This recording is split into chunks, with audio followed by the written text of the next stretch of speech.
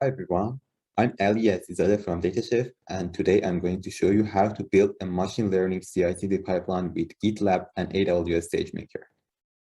Today I'm going to start with an overview of what this pipeline looks like, and after that we will go for a demo. This pipeline is technically a GitLab repository. It is composed of two branches, development and main. Your main work is going to be in the development branch. You'll develop your training script, and as soon as you are happy with the code, you start and create a merge request from development branch to the main branch. This will start a pipeline and submit a training job.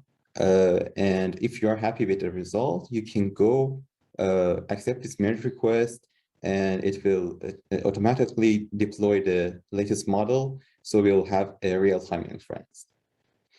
To be precise and more accurate, what this pipeline looks like, as soon as you start the merge request, it will build a training image based on the Docker file you have provided, and it will push it to the ECR. It is the Elastic Container Registry.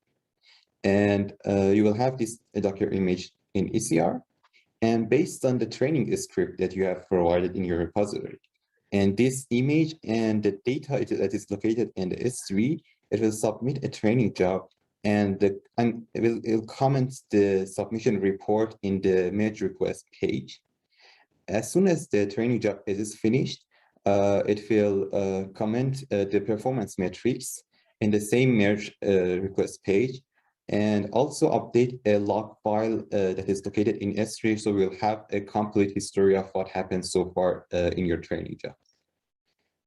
So this was the overview of this pipeline. Let's see it in action. We have to first go to the DataChef GitLab repository. This is the URL, and after that we will fork this repository to our own account. We will go with a private account.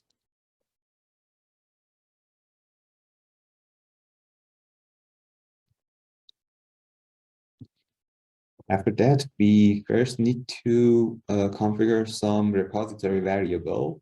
You can see the list here, and we have to configure this variable from setting CI/CD variable.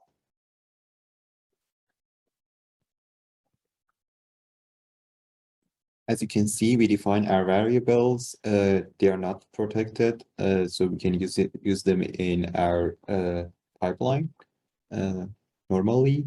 And our access keys and tokens are masked, so they won't be shown in the pipeline's logs. But something like the default region and bucket name and prefix of that bucket name of the folder, they are not masked. You can see that we use the S3 bucket. It is something like this. You can see the S3 bucket name here, and this is the prefix. It's technically a subfolder in that S3 bucket. It is specified for this project. So now that we define our variable, we can go and make some change to the development branch.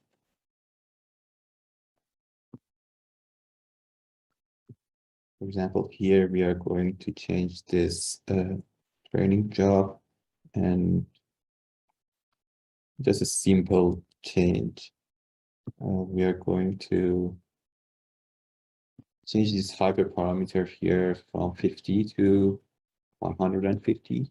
It is a hyperparameter of the random forest model that we are using, and we are committing this change.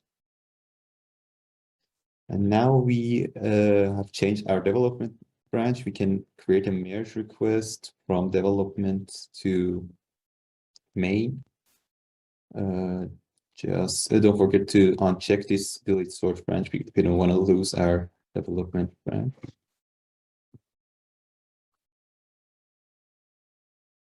Here, as you can see, this is the merge request page.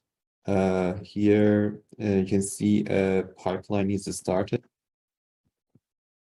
and as soon as this pipeline will be finished, this both step, the build image and the submit training job, we will have our training job description as comment here. As you can see, the pipeline has finished its job successfully, and here we can see the comments about the submission report. We can see the training job name, the S3 path to our model artifact, the hyperparameter that we have used, and the link to CloudWatch, so we can see in this exact moment what's happening in our training job. And this last line, it shows the URL that if we merge this, if we accept this merge request, the endpoint will be available in this URL. And this last comment is about the training job performance report. It shows the metrics that we have specified for our training job. It can be anything, you can change it. Here we used training -squared error and validation -squared error. As you can see, it's quite overfitted. And this is the link to the full history of performance report. Means any previous training job that you started will be, the metrics will be here. So you can have a better understanding of what happened before. So if you and your team they're satisfied with this result, you can go and accept this merge. If otherwise, you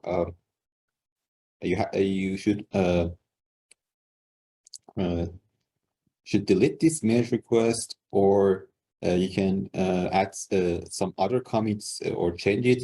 And each time you add a commit to this merge request, again, the pipeline will be started and submit another training job. Here we are going to merge this to the main branch. And as soon as we merge development with branch, merge development with main, the endpoint will be started. Here you can see the pipeline about deploying an endpoint, and this will create an endpoint for us. You can see this in the Amazon console. As you can see, the deployed endpoint pipeline is finished, and we can see our endpoint in Amazon SageMaker console. So that was it. If you have any question or concern, let me know in the comments below, or contact me directly at ali@datachef.co. Goodbye and have a good day.